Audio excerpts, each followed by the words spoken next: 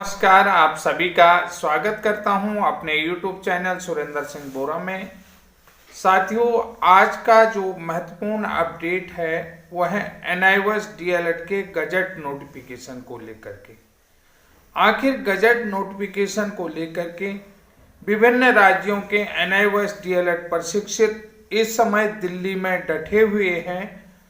उसके बाद भी उनकी मीटिंग माननीय केंद्रीय शिक्षा मंत्री धर्मेंद्र प्रधान जी से नहीं हो पा रही है।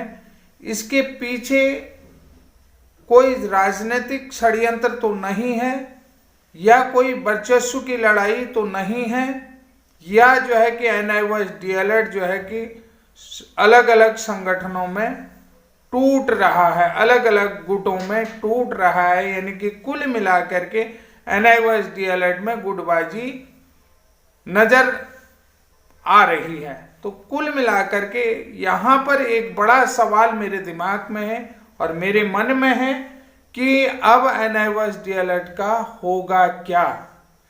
NIOS DLED क्या मझधार में खड़ा हो गया है।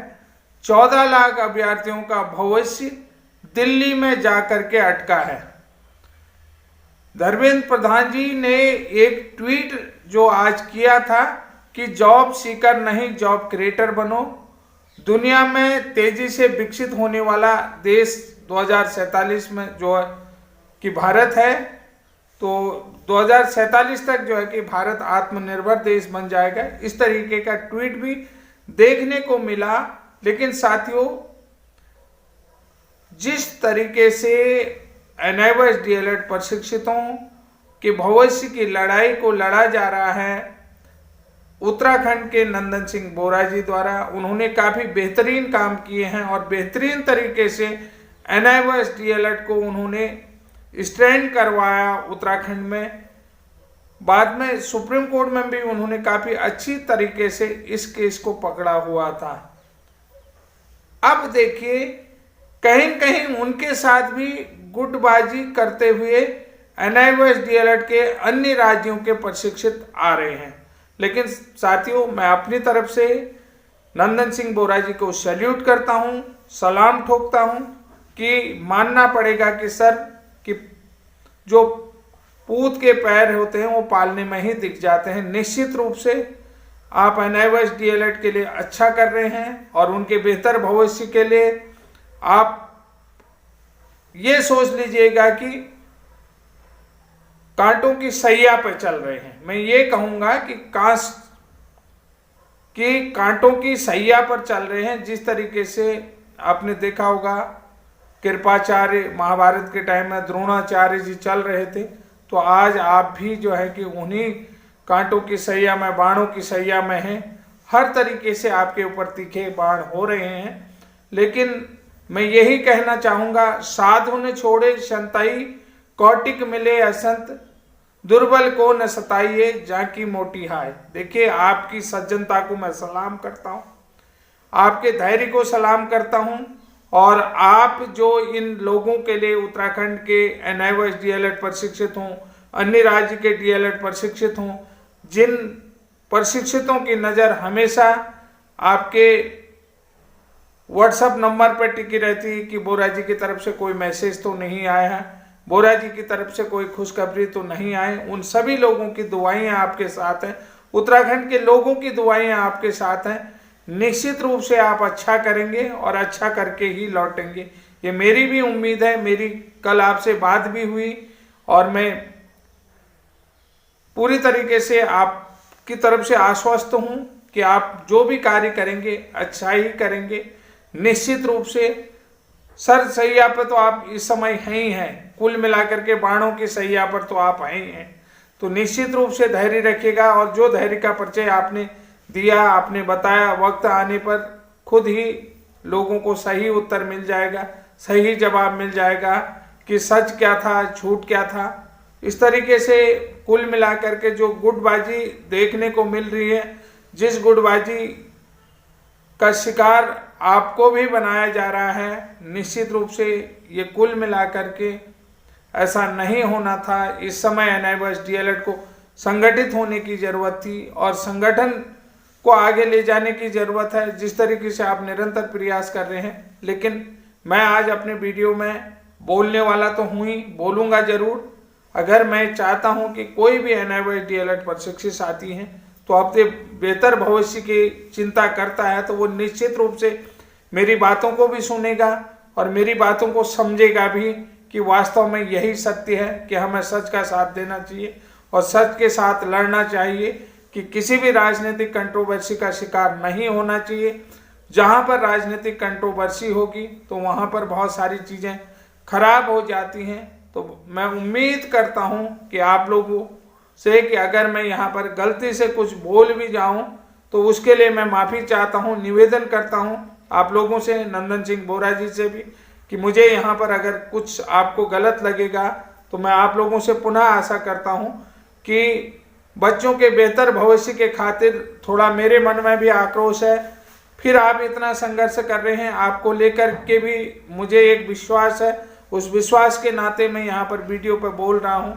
तो अगर मैं कुछ गलत भी बोल जाऊँ, मेरे से कुछ गलतियाँ भी हो जाएं, तो उसे जो है कि इसी तरह जिस तरीके से आप औरों को माफ़ करते आ रहे हैं तो मुझे भी माफ़ कर दीजिएगा। लेकिन ये जरूर है, NIOS DLED प्रशिक्षकों के बेहतर भविष्य के लिए कौन निरंतर प्रयास कर रहा है ये भी हमको जानना होगा, और कौन NIOS DLED के वर्चस्व की लड़ाई की बात कर रहा है, इस बात को भी हमें जानना पड़ेगा। बड़े हों या छोटे, सभी को जो है कि संस्कार घर से आते हैं। जो भी संस्कार आते हैं वो बड़े हों या छोटे, सबको अपने घर से आते हैं। अगर शिक्षक ही FIR या लड़ाई की बात करेगा तो क्या सही है क्या गलत है, ये NIOS DLED प्रशिक्षित सभी समझते हैं कि हमें करना क्या है।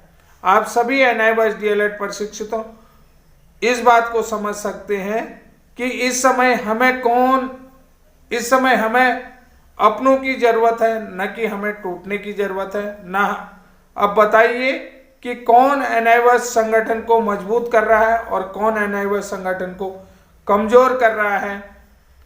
मंत्री नेता तो सभी के होते हैं, मंत्री या नेता जो हैं सभी के होते हैं, लेकिन बच्चों के भविष्य को लेकर के अगर कोई नेता प्रतिष्ठा की बात करता है तो ये कहाँ तक सही है कि नेताजी के लिए जो नेता भी अगर प्रतिष्ठा की बात करते हैं तो बच्चों के भविष्य के लेकर के उनकी 2-2 साल की डिग्रियां खराब हो रही और नेताजी को अपनी प्रतिष्ठा की बात पड़ी है। तो ऐसे कौन से सांसद हैं जिनकी प्रतिष्ठा धूमिल हुई है, जिनके जो है कि कुल मिलाकर के मैं ये कहना चाहूँगा कि ऐसे कौन से नेता हैं जो बच्चों के भविष्य के लिए अपनी प्रतिष्ठा की बात कर रहे हैं कि उनकी प्रतिष्ठा धूमिल हो रही, आपको समझना होगा। और कौन ऐसा शिक्षक है जो न्यायालय में मुकदमा करके जो है कि फंसाने की बात करता है। ऐसी बातें क्यों हो रही हैं, कौन इसके पीछे है, कौन इसके पीछे है और कौन जिम्मेदार है। कोई व्यक्ति माननीय सुप्रीम कोर्ट में कैसे केस हरा सकता है, ये बड़ा सवाल है। कोई व्यक्ति जो है कि माननीय जजेज के आगे, माननीय सुप्रीम कोर्ट के आगे कि जो NIOS DLED का केस है उसको कैसे हरा सकता है, ये मेरी समझ से भी परे है, इसको मैं भी नहीं समझ पा रहा हूँ। बच्चों के भविष्य को लेकर कोई राजनीतिक दल यानी कि इसको षड्यंत्र का शिकार तो नहीं बना रहा है। बहुत सारी बातें हैं साथियों जो कि आप सभी लोगों को समझना भी होगा और समझते भी रहिएगा। निश्चित रूप से मैं उम्मीद करता हूं कि आप समझेंगे। कौन से ऐसे राजनीतिक दल हैं जो कि NIOS DLED को षड्यंत्र का शिकार बनाना चाहते हैं। कोई ऐसी राजनीतिक पार्टी की तरफ तो इशारा नहीं हो रहा है कि जो बच्चों को लेकर के राजनीति करे, बच्चों को लेकर के राजनीति करे। यहाँ पर ऐसा कौन सा है कि उन्होंने कहा FIR जैसी बातें आ रही, जो कि मेरी तरफ से एक चीज, बच्चों को लेकर के अगर राजनीति की बात हो रही है तो ये सरासर गलत है। अगर किसी व्यक्ति पर आरोप लग रहे हैं तो ये भी सरासर गलत है। जो व्यक्ति, जिस व्यक्ति से मेरी बात होती है रात के 10 बजे, कि वो व्यक्ति कहता है कि अभी मैं एक मीटिंग करने जा रहा हूँ, मीटिंग में जो है कि लोगों से के साथ रात की सर्द रात में खड़ा है, उस व्यक्ति की सज्जनता पर अगर कुठाराघात होता है तो ये भी गलत है। देखिए, रात के 10 बजे जिस व्यक्ति से मैं फ़ोन पे बात करता हूँ कि वो बोलते हैं कि हम बाद में आपसे बात करेंगे, लेकिन अभी जो है कि हम जो है कि बच्चों के भविष्य को लेकर के किसी मीटिंग की बात कर रहे हैं। मीटिंग की बात उन्होंने करी, अगर उनकी सज्जनता पर जो है कि कुठाराघात किया जाता है तो ये कितना सही है, कितना गलत है।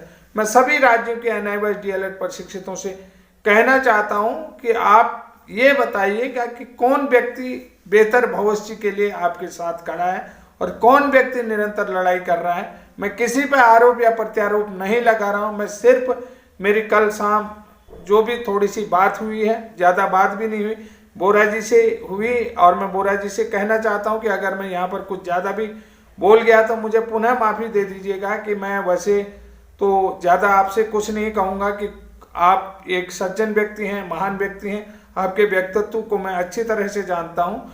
फिर भी मैं आपसे पुनः कहना चाहता हूँ कि अगर मैं कुछ बोल भी गया हूँ उसके लिए माफ़ कीजिएगा।